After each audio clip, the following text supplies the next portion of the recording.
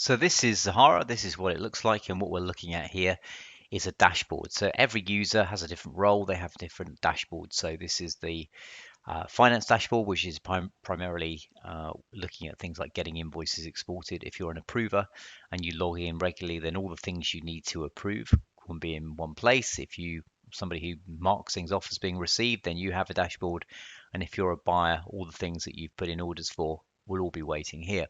So in terms of kind of how you set Zahara up, the structure, you can have as many different business units as you like. So I'm in one called Rapid Systems UK, and a business unit has its own set of suppliers, tax rates, GL codes, what we call cost codes, budgets, projects. So all of this stuff here belongs to the business unit, and the business unit typically aligns with a company in your account system. So we're in one called Rapid Systems UK, and then if we wanted to create another business unit for a totally separate company or a completely ring-fenced entity, then we can do that, and we can switch between them. So I've just switched into Edge Technologies. And even things like the wording can change. Edge Technologies is a US company, so we're now using vendors and ledger codes, and all of these things can be renamed to suit as well, actually. So the next I'm going to switch back to Rapid Systems, my go-to business unit. The next level of setup with Zahara is what we call the divisions or the departments. So these can be the natural groupings of people inside the organization. So they could be typical functions like sales and IT and marketing, or they could be different locations that you have within inside your organization. But if you think in terms of grouping people together, then these are what the divisions are. So if we click into a division, it can have its own address. This is where we can create the approval processes. So we don't do approvals on a kind of individual basis and individual spend limits. We do approvals for a group of people like an IT department or a sales department. And our approvals are multi-step. So you can have as many people or as many things happening in that workflow as you like. So in our order approval process here, we're going to start at step 1 and we're going to end up at step 5. So for a purchase order approval, that could be getting 3 people to approve and perhaps sending a purchase order to the supplier. And with an invoice approval process, it might be similar, but it could result in an email going off to the supplier to tell them that invoice has been approved. When you click into a workflow and you have a look at the detail of it, Zahara's intelligence really kicks in, because step 1, department head, is going to be asked to approve absolutely everything. But step 2, what we call the business unit head, and let's say it's going to be Faye, she's only going to be asked to approve this purchase if it's more than £10,000. And the third one, the finance director, let's say it's Kevin's, only going to be asked to approve if it's more than 25,000. So these conditions that we have, they're very much there for you to kind of, end up with a solution that you want. So things like the value, who raised the order, who the supplier is, or you could categorize the suppliers into different types. You can have conditions based on the project, if it's in budget, over budget. You can use custom fields. So we have customers who will use a category like OPEX or CAPEX or real estate. So for example, down here, if we're going to send the purchase order on to the supplier, then I've got provided my buying category is not equal to Amazon, because Amazon really aren't going to be interested in a purchase order from our company. So the way that the workflows work, we're always going to start at step 1. We're always going to end up at the very last step. We're just going to use the conditions to determine whether or not we do that step. So with workflows, it's a big part of kind of getting Zahara set up, getting the structure right, getting the workflows right. The rest of the things like suppliers and GL codes and kind of budgets, they're all things you can set up on a business by business basis. Each business can have a very sort of customized settings to really give you the kind of experience you want. There's masses of things in here that we thought of or customers have requested. Things like, validation, the different things that you can insist on being populated, how lists are going to be shown. You can choose how you're going to display these different labels. So what we call a division, you might want to rename to departments or department. We've got things like integrating. You can say, right, well, I want to integrate with Xero, and you connect up to Xero, or you integrate with QuickBooks Online and connect with that. You can create custom fields, custom buttons, and you can customize every sort of single email and purchase order template, email template, purchase order template. They're all here to be customized. So it's a huge amount of settings here. But we try to make it straightforward. It's not overwhelming at all. Most of these things are very easy to kind of switch on or off. Another nice feature here, you can generate your own email address. So this business unit here has an email address of rapidsystems@zaharamail.com, and that means any invoices with PDFs sent to this address will end up in what we call the Invoices Inbox. So let's have a look at what Zahara's like when it's all set up then, when you're actually using it day in, day out. What you're effectively working from is two lists of things. You're working from a list of purchases, people wanting to buy things, and you're working from a list of invoices, people wanting to be paid effectively. And for every purchase, so we got these down here with different sequential numbers. You can even have prefixes based on the different departments. We can kind of see the approval status. Somebody approved it. If it's orange, we can click into that and see who it's with. Over on the left-hand side here, we can see whether it's been emailed to the supplier as a purchase order, whether they've accepted that purchase order as well. We can see whether someone's receipted the delivery. And of course, if we click into the purchase, we can see the line items, the coding of the line items, and we can see the all-important history. So in this order here, we've got a balance of well, we sent out a purchase order for £2,700. We've received one credit note against it for 156, leaving a balance of 2856 in our favour. So a big part of Zahara's strength is the ability for you to create a purchase order or purchase and record multiple invoices against it and always see the overall balance on that order as we either count down or count up. And then the history, the audit trail. So we should have a process from who received the order. In fact, if we look at a more logical one, actually, it's kind of like an everyday one. If we click into this one here, then the history will have created by Nick, sent into a workflow, sent for approval, was approved using the email link, sent to the supplier, receipted. It's kind of, the natural progress of the order where you record the invoice might look something like this. And every purchase can be treated as a case. If you want to add additional documents to it, you can do. If you want to add notes, you can do. Now, the invoices list is very similar. If we click into the invoices list view, then we could have things in various states of approval. These are approved, these are out for approval, etc. But what we're kind of more focused on here is, are we getting these into our account system? So if I just expand that list to say 100, then what we want to look at is invoices that have been exported. So, and here's some here. There's our export icon that tells us that we've handed it over to the account system. We can also display, if we want to, the exported date in the list view up here. And we can do different filters. So it could be that finance are working from kind of all exported, all approved but not exported, because very much the role of Zahara is to hand the invoice over to the account system. That is our end game. And you can do that in numerous different ways. You can either just manually select invoices and hit the export button, or you can have them exported automatically as part of a workflow. So if I was to switch into a genuine company up here, actually click to scan, and we look at some of the invoices here, these are all approved. And they've all been exported. Let's go with, say, that Arbor one there for contract hire. The PDF of the invoice is normally always attached to the invoice in Zahara, and when we hand it over to Xero, that PDF is also sent over as well.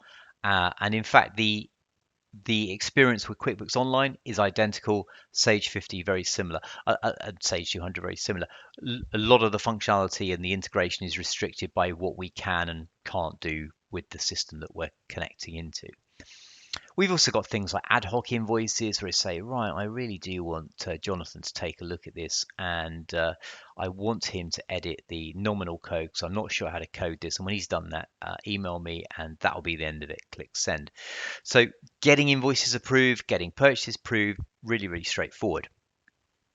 So from a buyer's perspective, so the finance team are going to be running Zahara. They're going to be the ones who kind of set it all up and maintain it. But let's see what the experience is like from a buyer. Let's see how they go ahead and buy things. So we're back in Rapid Systems. I'm a buyer. I've probably got a greatly reduced menu set. I don't have so many things up here, but I want to buy something. So I click on New Purchase. So we know who the buyer is, which division they belong to. So we're going to set some defaults. So I'm buying on behalf of the sales division. It knows I'm Martin. It knows my default currency is pound sterling. If I wanted to attribute the whole of the purchase against the project, I could do that straight away. But typically my first task is to select the supplier, the vendor. Because Zahara works in kind of 9 times out of 10 is I know what I want to buy and I know who I'm going to buy it from. So I choose Adobe. Now I need to key my line items in. I could just key in a line item. So I could go some stuff for £500. We could call this the buying category. We could call it GL code, whatever you want. And we can decide how that list is displayed. So as somebody in sales, I'm given 4 choices. I'm going to put it against advertising. And if a budget is in place, which is something else that Zahara has, then a green dot or orange dot will appear up here to let them know whether there's any headroom. From a finance perspective or procurement perspective, you can record products or inventory against that particular supplier. So for example, if I wanted to buy a copy of Photoshop from Adobe, I could drop that onto the line item. And when I do that, it can drop onto the line item at the right price, at the GL code that you specified, with the right tax rate and the right kind of coding. So I've got 2 lines here. I'm going to have 2 copies of some stuff as well, actually. So 2 copies at 500. So I've got an order for £1,900 plus tax. I click on next. So the budget, if a budget is set and it's set to be displayed to the buyer, it can show here. That's completely optional though, you don't need to do that. The delivery address is usually defaulted. Any address that you've ever delivered to in the past will always be there though, and you can just select that. The order approval process is generally grayed out. Most buyers don't have any control over that. It's preset for them. We could put a comment in, so test for demo video. And we could upload a quote or a schedule of works or terms and conditions document or something we want to send to the supplier as well. And in fact, we can force that to happen. But I'm going to click next.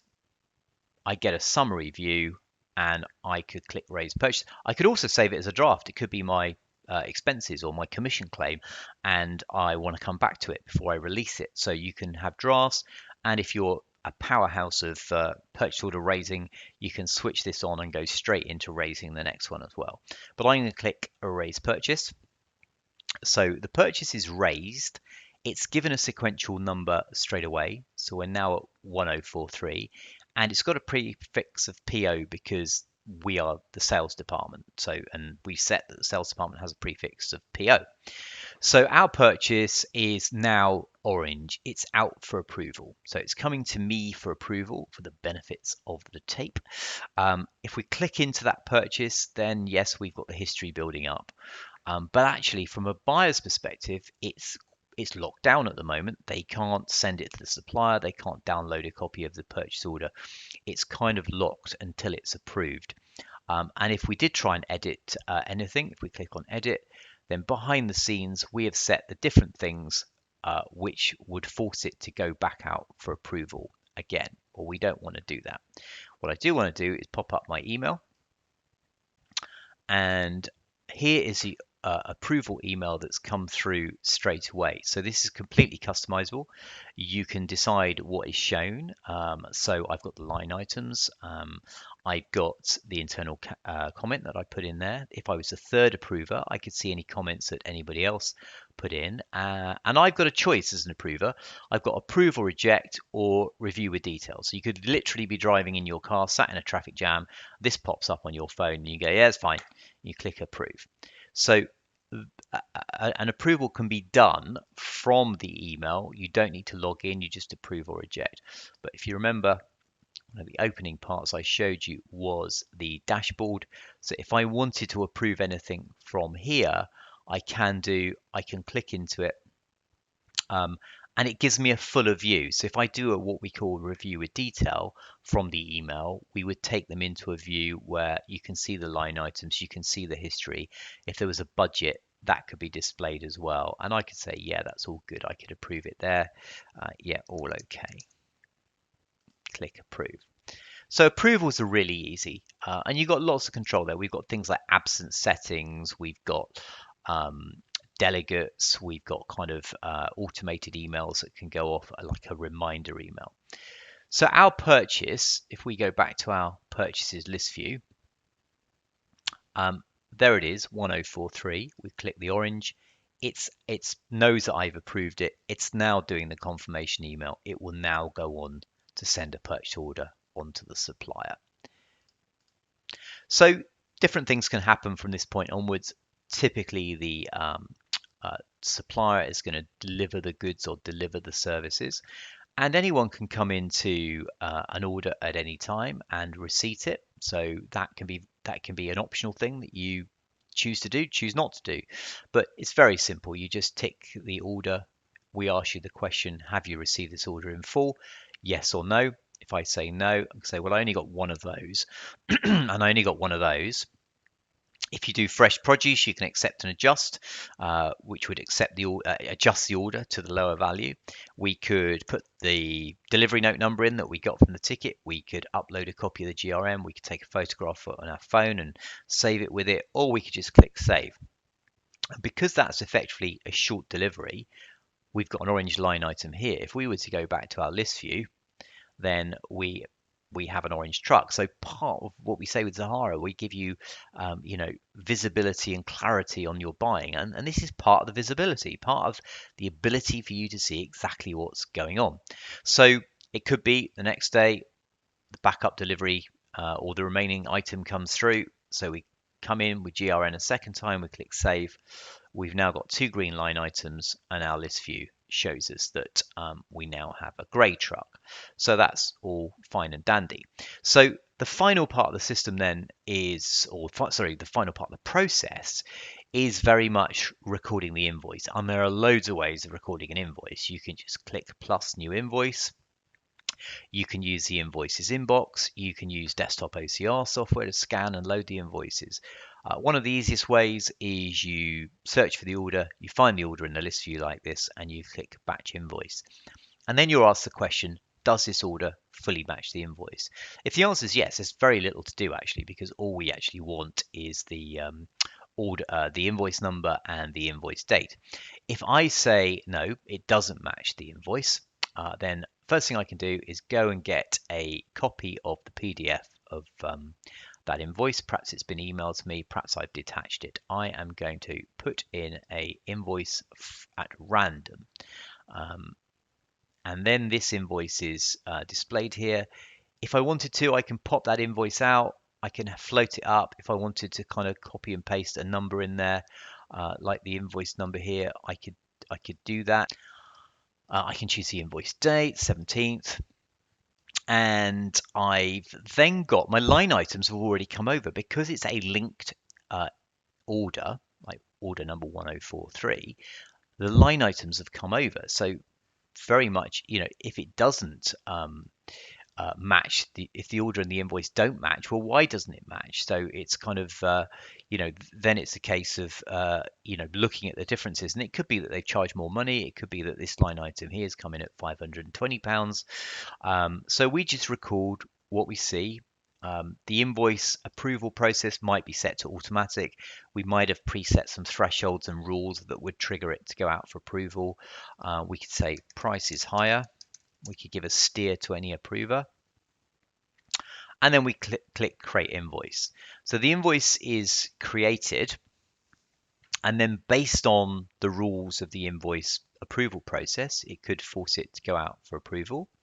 But actually, if we went back in and looked at that invoice, then again, we have our order invoice balance here. So there's the order amount, there's the balance. It's £48 not in our favour.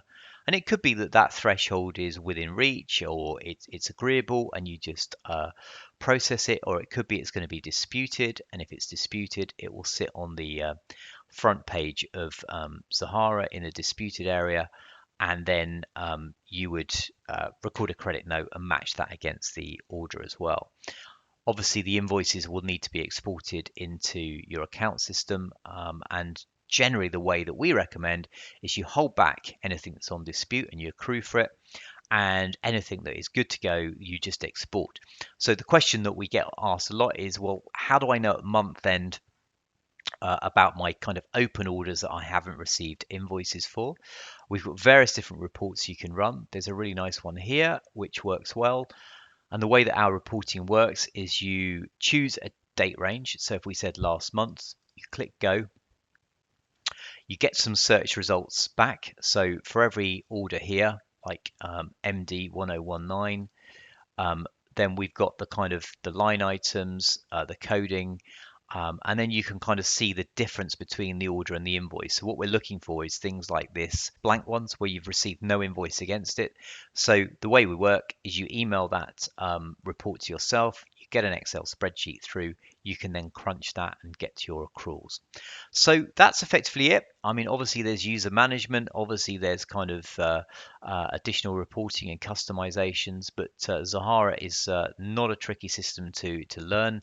There's something like 110 help articles and videos in the knowledge base, and the way that we've designed it, it's supposed to be self-managing as well. So I hope this very fast overview has been useful. I've purposely spoken at a fast pace so as not to bore you, but of course you can pause the video and go back over any bits that are of interest to you. I hope that's been useful.